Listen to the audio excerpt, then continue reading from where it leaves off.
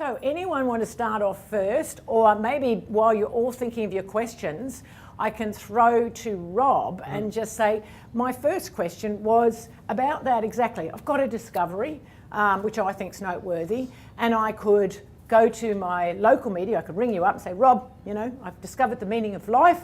Should I give you that story, or should I straight away should I go to the national media, or should I allow you to take the story to the national media? Yeah, it's an interesting one. Look, firstly though, I will just say, even though I work for the ABC, I like to think that I'll be speaking on behalf of all journalists, the journalist profession, I suppose, and I'm just one person working in the field at this point in time.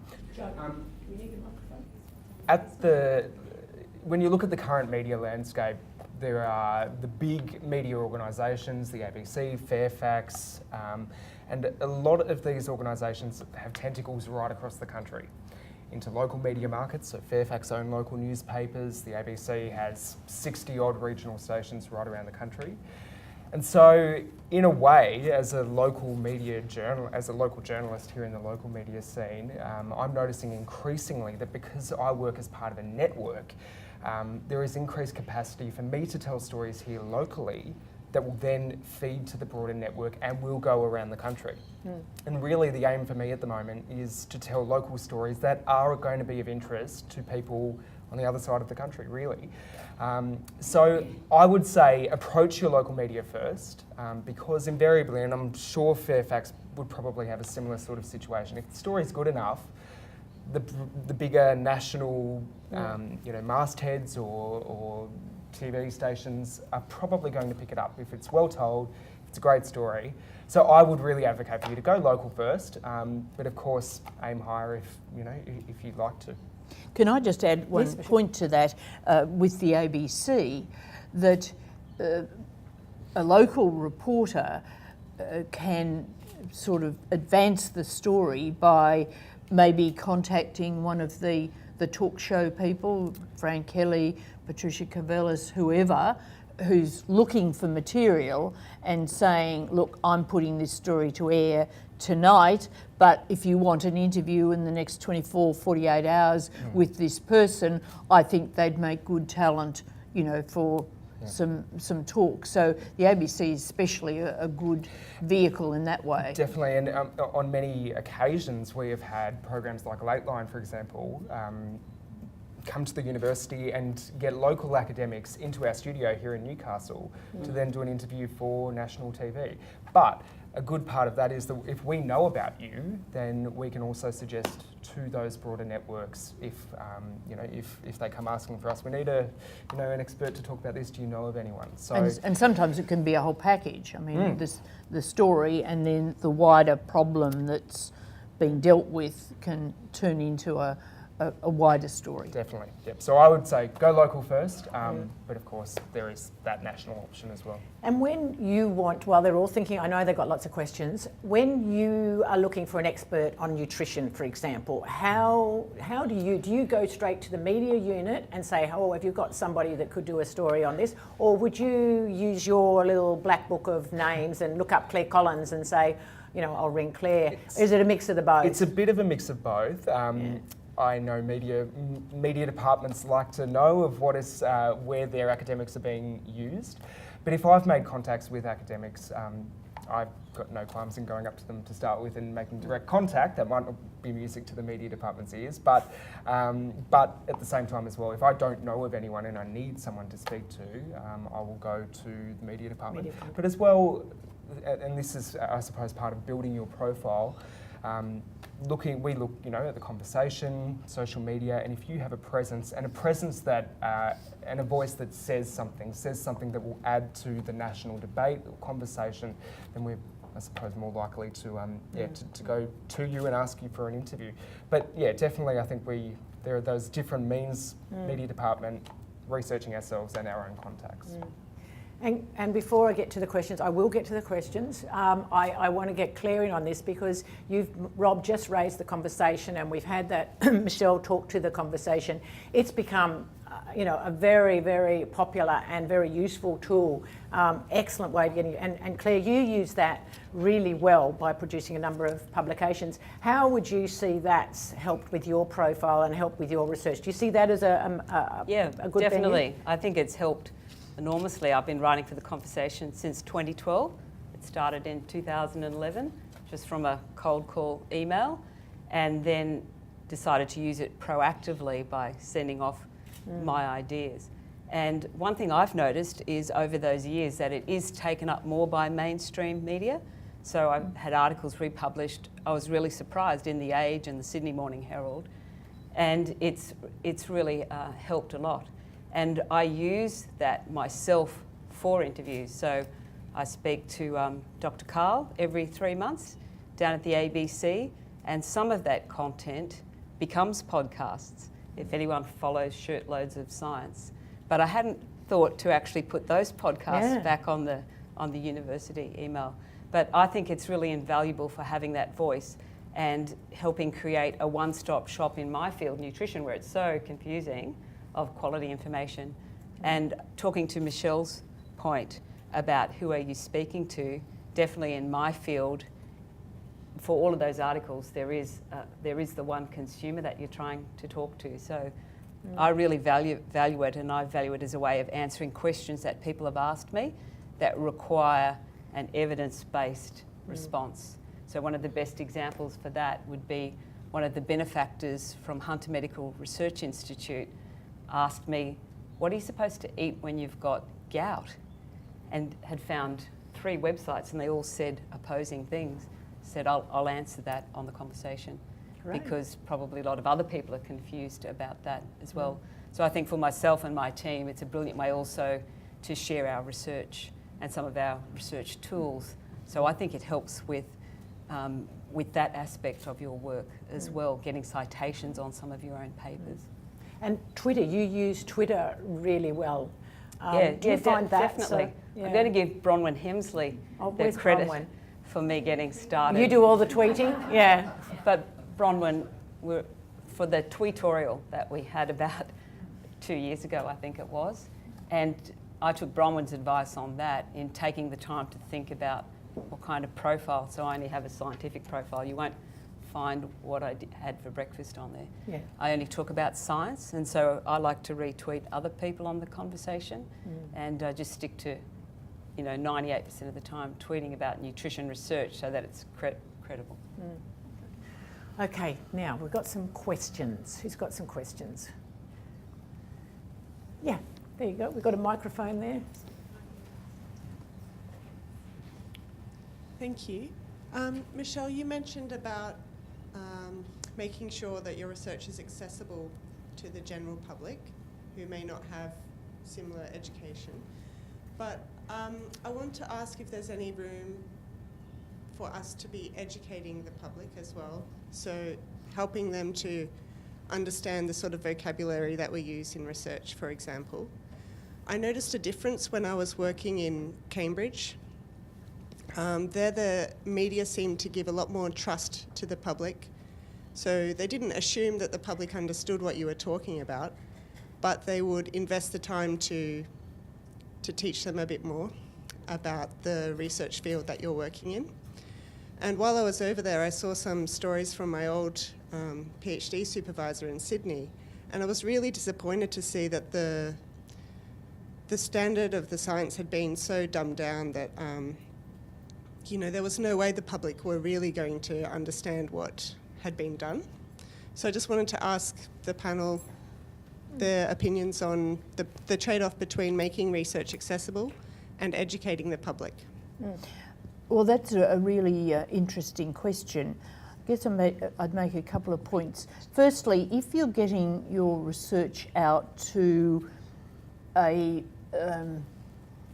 more specialist audience or a more specialist magazine or something like that, then clearly you can assume more knowledge than if you're getting it out to a totally general audience, right? So there are layers here.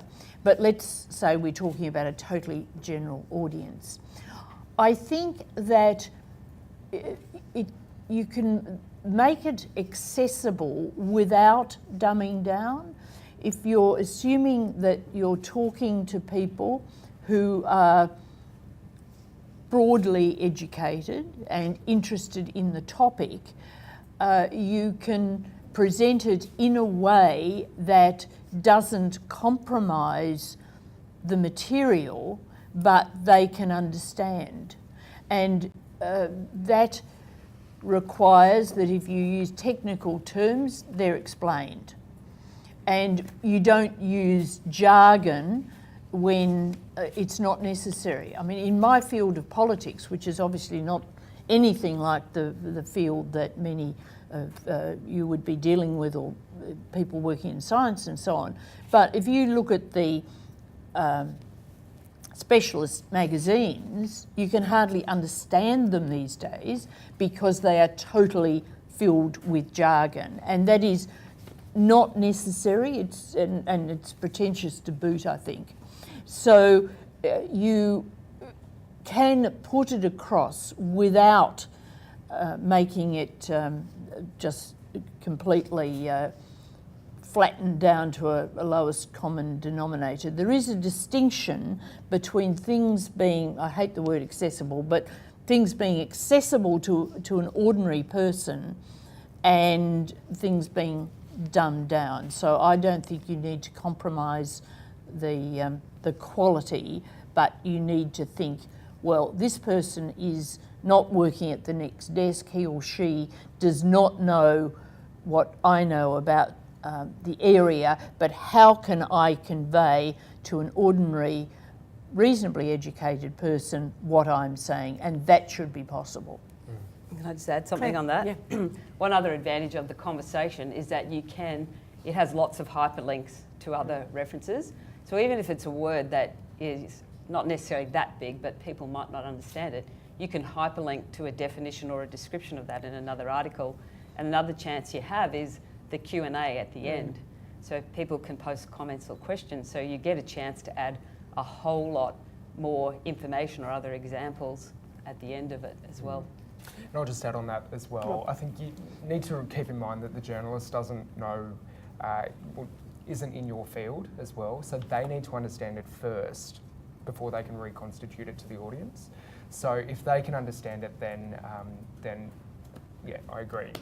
You know, you don't need to sacrifice what you're saying. I think another thing is making it relatable, really, and a good way to do that, I find, is if you can provide an example of how what you're talking about is relatable to everyday life, then I think that is a good way to, you know, not sacrifice the science and what you're doing, but still making it understandable to Joe Bloggs walking down the street, that type of thing. Can I just take up a point? You mentioned comments, and it's just worthwhile making a point about this.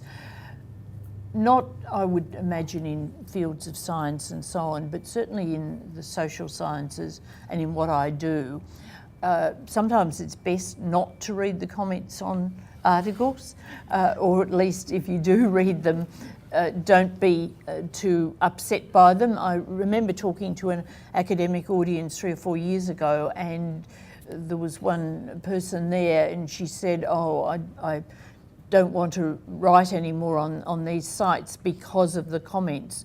And there are really some weird and wonderful people out there, and half of them seem to be following my work. And they can really put people off. Now, I guess you should read the comments because in your field, you know, people will have worthwhile things to say. So I'm being slightly flippant and saying don't read them. But if you are in the sort of non-scientific area, just remember that some people who comment on sites these days are there just to make your life a misery, not to contribute. So don't be put off by them. Learn from what people have to say that's useful, but just ignore the rest. There's some very important buttons. Right click and you can flag their comments if they need to be taken down. And on Twitter, I think the most valuable button I've discovered is mute. And I just mute all the trolls. Yeah. Just following up on that in relation to your question, going back to what you said, Michelle, so would that be, the onus would be on someone to go back to the journalist and say, before you publish, can I have a look over what you're saying, just to make sure that it gels better with what I want to communicate? So is that kind of what you would do to make sure that the message isn't lost? Well, I think, as I say, some journalists are quite resistant to this, and that's bad. But so how do you put it to them? You say, look, this is, if say it's science, right? You'd say this is really specialised. Could you just check back the facts you're using from me and any quotes you're using from me? So don't say, can I have a look at the whole article necessarily, but say, you know, the material, the quotes. And people should be willing to do that. And I mean, I would often just volunteer to do that, but people don't necessarily volunteer. So just insist as much as you can, as nicely as you can, and emphasise, you know, that you just want to make sure everything's correct, that you're not trying to censor them. I mean, it depends. If you've worked with the journalists before, I mean, you have a relationship, and that will just remind them, and that'll all happen easily. But sometimes it doesn't happen so easily. I don't know how. How do you manage that, Rob? No, I agree. I think because as much as it's your reputation, if we get something wrong, it's our reputation as well. So I'm all for if we can, you know, clarify any points. It speaks to that point. I'm not an expert in your field. You are, and so I like to make sure if there's something I don't understand, or if I have the slightest hint of doubt that I, you know, might need to check something, or vice versa, then definitely. But again, make sure that you make it easy for the journalist, that you're available. So the worst thing, you know, I might say to someone, look, I just want to check a few quotes back, in my case, and then you find that the person's gone out to dinner or turned off their phone or whatever, and if the journalist is working to a deadline, that becomes, you know, a bit of a disaster. So ask them to do it, and then say, you know, I'll be around, I'll have the phone on, I won't be asleep till 10 o'clock or whatever. Questions or? Yes, Brett? Could I just take that point a little bit further? My experience in dealing with some mainstream journalists is they're quite happy in sending to you part of the article or checking the quotes, but often you don't get the headline. And then you see it published and the headline is catchy, but often at odds with what the actual article's saying, and it sets the tone for the article. And it doesn't seem that you have any control over the headline. And usually the journalist doesn't have too much control. Well, I wanted to pick up on that, and any tips in terms of that. I understand in the conversation you've got some control, but not in mainstream press. And Deb mentioned earlier about, you know, the shock horror of seeing what's on the headline. So any tips about how you can control that to a greater extent than what you can at the moment? Look, the way I work, I write my own headline, but it doesn't always stay that way once it's gone to the editor to read through. So I suppose I can suggest to you or tell you what the headline I'm suggesting is and would be, and I can you know, talk to my editor as much as possible about making sure that isn't misconstrued. But it is a hard one, because often editors are, in my case, working remotely from my office here in Newcastle, and it can be tricky. Good So, comment. Claire? The first time I ever had a whinge about not getting the headline that I'd put on an article for the Newcastle Herald, I was told, editor's prerogative. So, and fair enough, you've got to defer to their expertise. But that is one advantage in the conversation. You mostly get your own headline. And I have been in a headline battle with the editor in the section I write for, where she'd changed it and I just changed it back. And eventually I won. I got Persistence my there. own headline. I do think it's a difficult area, and in some cases you just won't win that battle, or the journalist won't see the headline, which could be put on quite late in the piece by someone else. I guess the only thing you can say is, you know, suggest that the headline shouldn't be in some direction or whatever. But it's not something you can really be sure of controlling that. Any other? Yeah, sure. Down the front, down. Yeah. One of the things that I've found quite difficult is when a journalist has rung me to have a discussion. I work in the area of trauma, so often after a flood or a disaster, I'll get a call, and you get into a conversation with them around the event, and in a way an educational conversation, I suppose, around trauma response. And often I've made the mistake of slipping into colloquial language. And for example, I was recently asked to comment on police and their pensions and their PTSD and their trauma. And I said, oh, any old Joe Blow would know that police has been there for 20 years. And of course he quoted the any old Joe Blow. Yeah. And I realised afterwards, I really have to be very careful. And I said to him, don't quote that. And of course he did. And so, I've sort of gotten to the point now where I sort of write myself about 6 or 7 phrases and more or less stick to those, because I can't trust that if I get into this nice, friendly conversation with the journalist, that they will honour my request not to just print what we've spoken about in a way of educating that person. Does this fall into the category of be careful with strangers? Yeah. Yes, I should have made the point of what's on the record and off the record. Now, there are fine distinctions here. Journalists would talk about on the record, which can be quoted, background, which you can use but not attribute, and off the record, which is not to be used. Those sort of fine distinctions probably have faded a bit, so it's really more background, that can be used but not attributed, and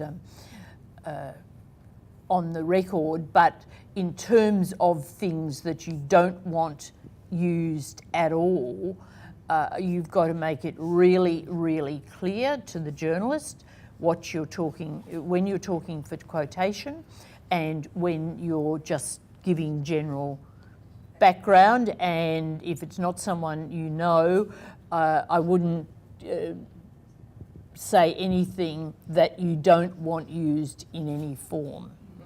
And just, if it's someone you know, obviously you establish a relationship with them, and you know that you tell them some pertinent thing that is not for use but will influence their knowledge of the situation.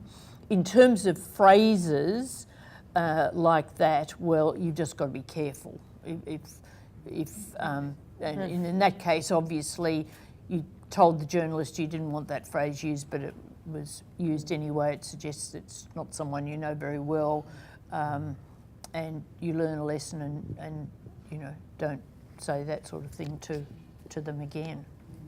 Claire? Yeah, I think what you've discovered from experience is exactly what you get taught in media training, and that never talk straight away to the journalists. You've got a meeting, you'll call them back in 10 or 15 or an hour. First of all, find out their timeline, and then personally I would write down those 5 points, and then for each of those points try and have some examples, some stats or something like that, and then have a think about what's your overall big picture or your one call to action. Yeah, and and usually the who, how, what, where and when are often your 5 points, and it's pretty rare to get more than that, and mostly a journalist doesn't need more than that. So you've discovered it. Anyway. I think that's great advice, and I think, Michelle, you touched on that at the beginning as well in your talk, to say, we wouldn't let our papers go out unedited, so why do we actually think that we can go and talk to the media without putting some time in to prepare? And so preparation sounds like the key to actually I love that. Sit down, hang up the phone and say, yes, I'll talk to you, but I'll ring you back in 10 minutes. It just allows you that time to gather your thoughts and think about how you want to present yourself to the media. I love that, because often we're caught on the hop. I get rung up all the time. They say, can you make a comment? I'm like, oh yeah, well, I just, something off the top of my head. Yeah. But that's a great idea. Hang up, I'll call you back in 10 minutes. And so you're still being available, but you're just giving yourself that. That's a really great tip from both Michelle and Clare. I would just make one point in defence of journalists. Yes, we should, of course, and I'm not slamming the Newcastle Herald, by the way. We have a great relationship with the Newcastle Herald. They're always on a deadline, is my experience. And again, most of us don't appreciate that. So that's why I think this situation has arisen, where it's rare to get to edit your own comments. And I think it's important to do it in a timely way.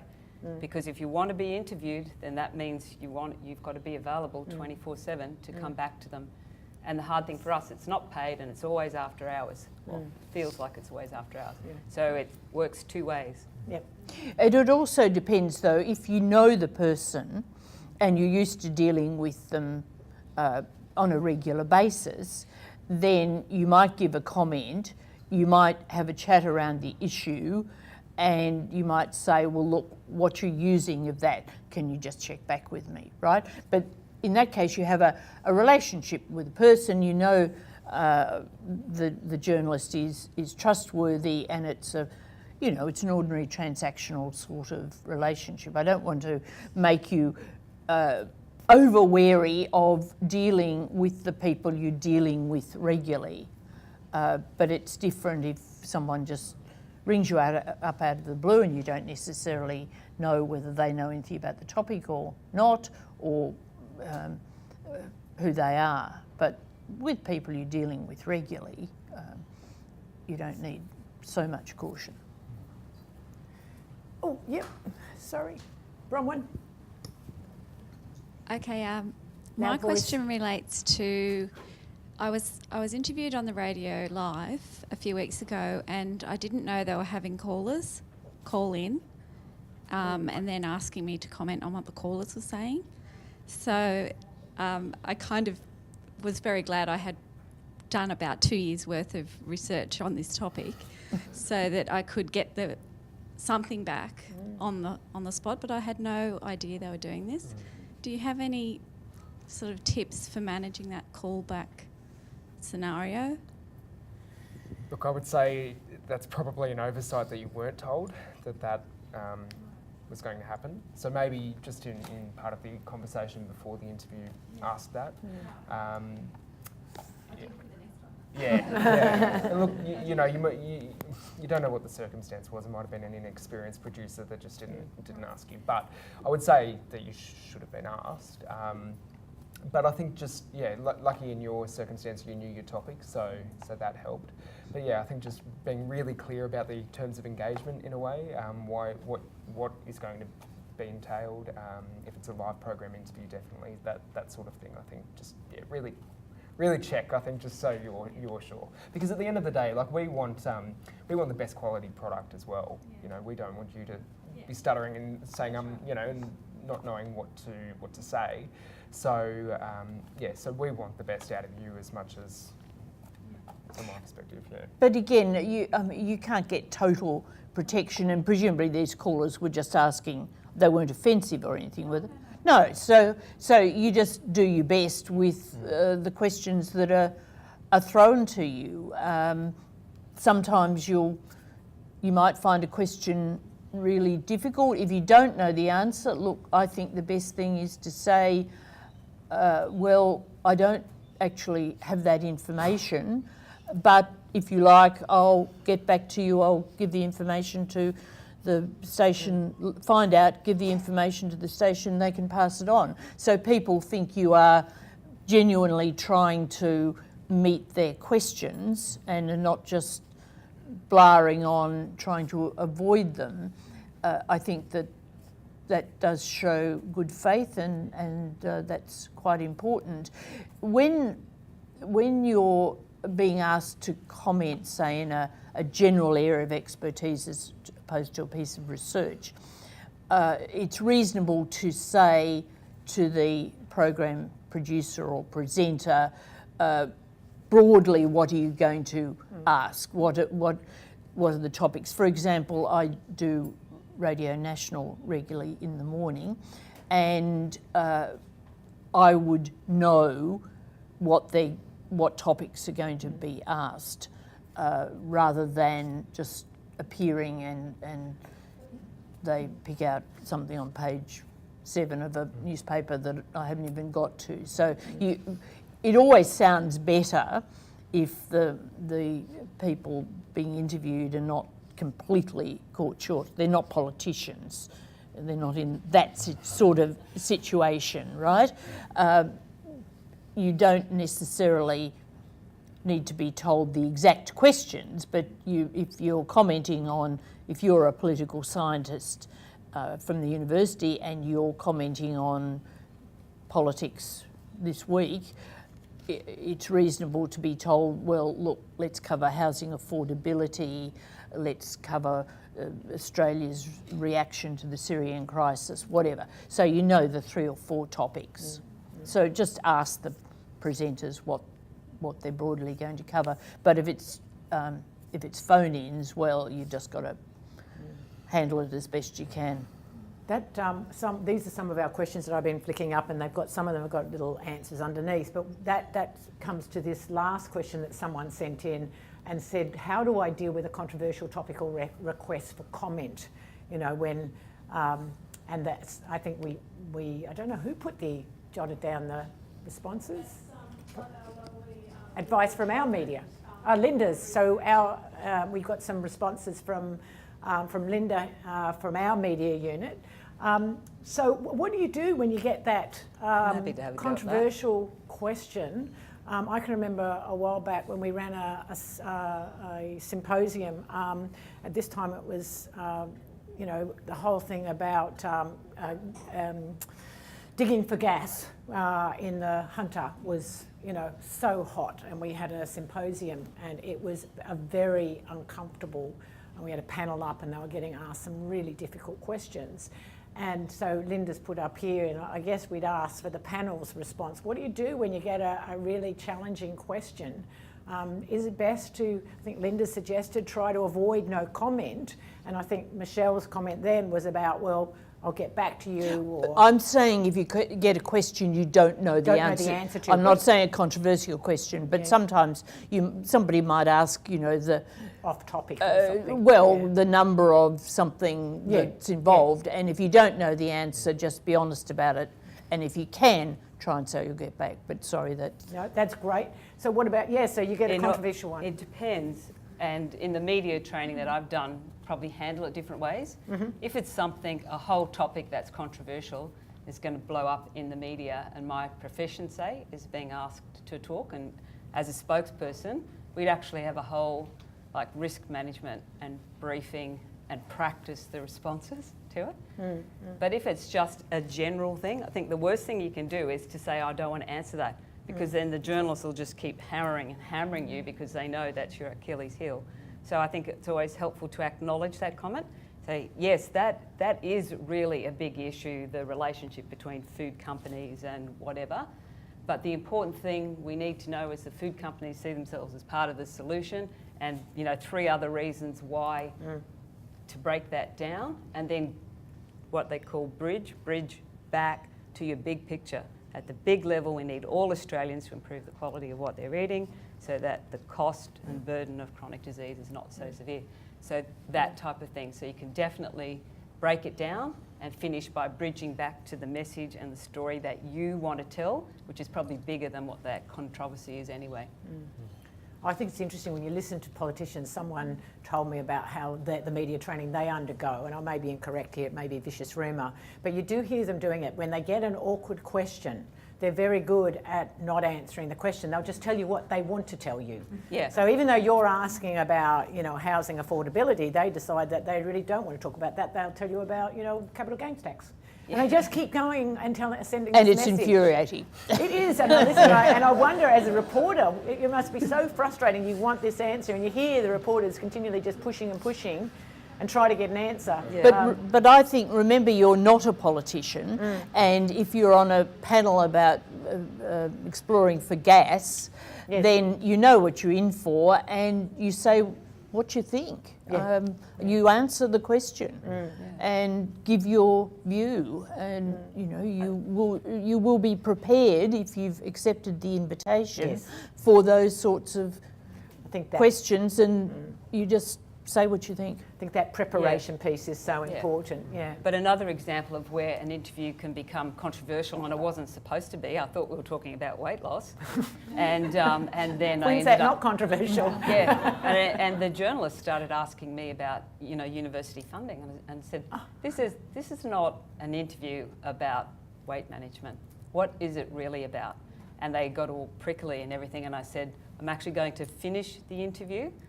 It's not what I was told and you said that the interview was about, and thank you for your time. Was that on radio or for paper? No, that was the Sydney Morning Herald. But and then I hung up and I immediately rang the media unit here and told them what happened, and they managed it. It was very controversial what it led to, which was front page on the Sydney Morning Herald, them complaining about me having an ARC grant with industry, which was an industry linkage grant. It was so not a story, which how it ever got there, whatever. But that's where knowing that we have the media unit is so important. And because, using them. And it shows you the power of those people who are nutters and can get in the ear of a journalist to say they've got a scoop about the University of Newcastle. It was such a non-event. So I think knowing to go to your media people for backup is always a good idea. We've got two. Hold on, Lynn second. Yeah, Mary. I've got a question for you, Claire. You've mentioned media training, and I'm interested in how you found media training, where you sourced it, and what kinds of things you found really useful. Wow, I've had so much media training. 1989, I bravely put up my hand as a little baby dietitian. I'll do the media training if no one else in Newcastle will go down to Sydney for the day. And it's the first time probably I ever told anybody that I harboured this desire to write, to write for the public. And at that, they encouraged us to be proactive. So I came back to Newcastle on the train and snail wrote to the ABC, the Newcastle Herald, and the Good Morning Newcastle show, and ended up doing all three of those, so that 10 years later when my profession said, this media stuff we probably should have formal spokespeople, I was then very well qualified to start the media training for my profession, and then had media training every year up until 2012 when they reckon we're not giving you any more media training. And so I would say every time there's an opportunity through your profession, perhaps, or through the university, go and do it, because you give your best darn interview as soon as you're hot out of a media training session, and it is, I think, a skill that, like any about like research writing, you get better over time. And on that, I'll just add, we just watch this space, particularly I think we're doing it for early careers, but we're not sure. It'll most probably go to open to everyone, but we do have a program for media training, which is a lot more about actually communication skills. Some people have said that they struggle to get up in front of people and talk and be able to, make their voice carry and actually use a tone that I guess is appropriate for the audience. So that will be coming. Watch this space over the next few months. So we'll be trying to bring you that media training. We did some a few years back, and I know the media unit has been running some media training, but it is something that we'll be offering through the university and certainly through Research Advantage. I think it is important to see it as facilitating your communication rather than gaming the media, as it were. Yeah, it's a way to present what you have to present, just in an effective way. I think it should be banned for politicians. It is really bad because they have basically learned or been told how to just blah on, avoid questions, waste everybody's time, basically. We have one radio announcer here at the ABC for a while who wouldn't let you come on her show if you'd had media training. And she had the session just for PhD candidates because she wanted to hear like from their heart, you know, from straight from the lab or whatever. Yeah. So there's a place for not having media training as well. Yeah. Any last questions? I'm mindful we do have to... Yeah, sorry, Lynn. Yeah. It's just one really to engage our media unit. Yeah. When I was at the University of Canberra, the media unit there would always contact me when there was a disaster, a flood, a civil war or something, and I didn't have to actually actively seek the interviews or the paper. And since I've been here, that's not been the case. It seems that the papers or the radio stations contact me either by looking me up on the web page or some other way, and I've had only a small amount of contact with our media here. So I'm not sure, is there somebody who could just speak on what's the best way for a university media department and the academics to work together? Does anyone want to comment? Or Linda's looking down. I don't know. Yes, I know. And yeah, look. Well, if there isn't anyone here from the media unit, our media unit tends to do that in the quiet times, at Christmas time. So I'd say they just don't realise that you're there.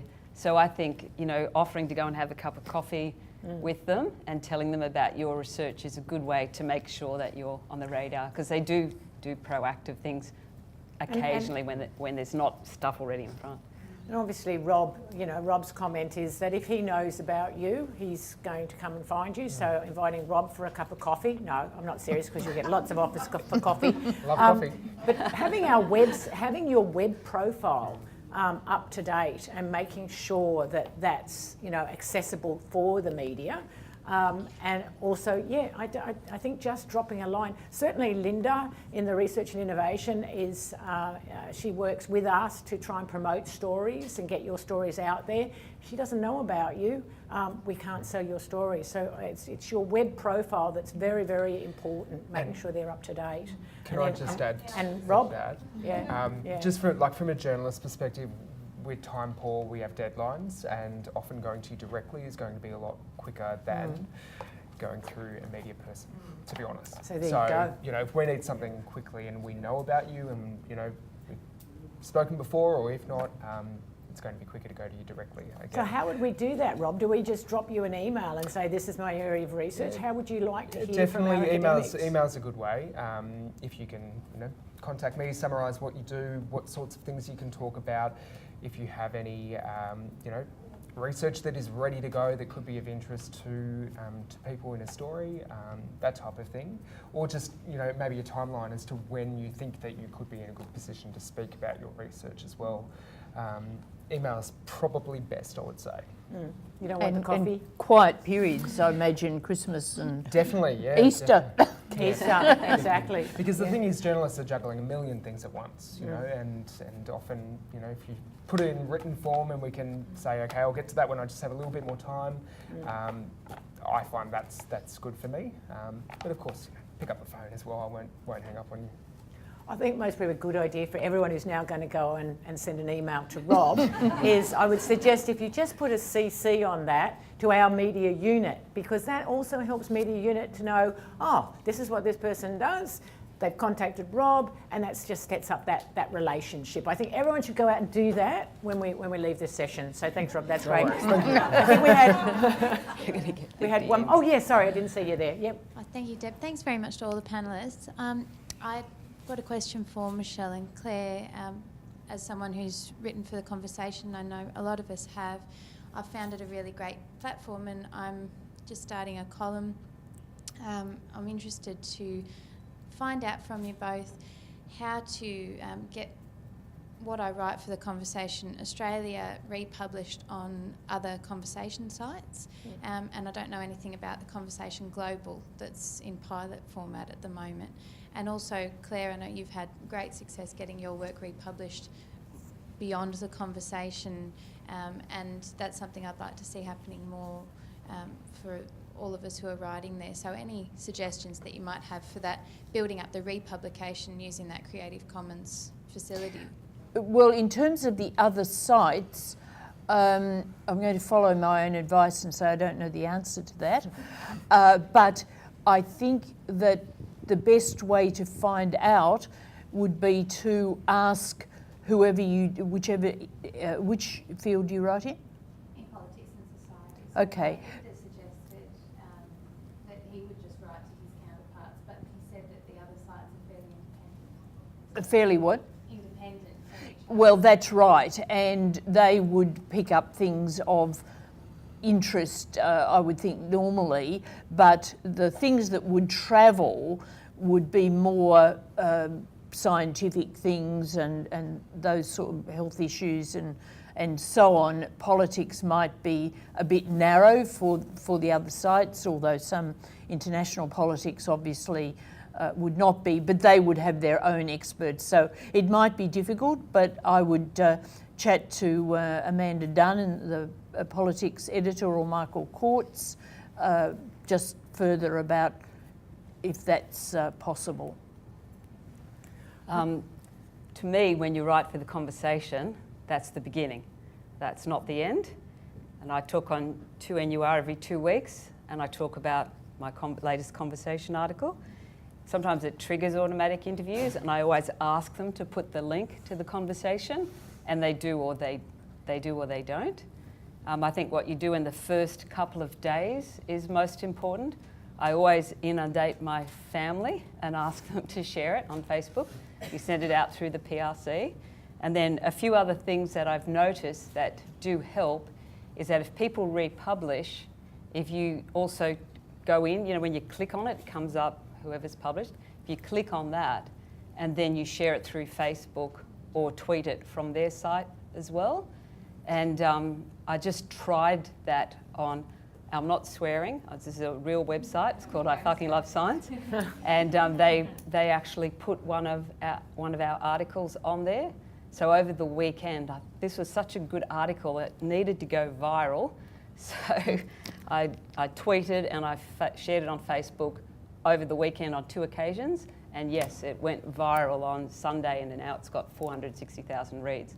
So I wouldn't worry so much about trying to get to the other conversation sites, because it seems to me the viral part is through the massive specialty websites, or if you can get in the Daily Mail in the UK, and they're the things you can't control.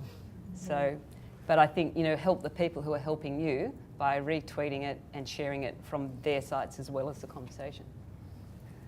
All right, look, I know there's lots more questions, but we do have to let Michelle go and our panellists go. So, look, just to let you know, we will, I think Claire's had so much media training that we should get her to volunteer to run some media training for the rest of us, because she's obviously doing such a great job. Rob is going to be inundated with coffee requests, and so that's great. We'll enjoy hearing about that. And Michelle, just thank you so much for being here. It's just been an absolute honour to have you here. I think this morning's been really successful. The fact that we have 50 people who couldn't come to the class today because we couldn't fit them in the room suggests this is something that people need to understand more about. And so watch this space. I think we're going to try and put on some media training, obviously, and we'll continue to try and push out what we think you're asking for. So thank you again to our panellists. It's been absolutely fantastic. And thank you all for coming. That's great.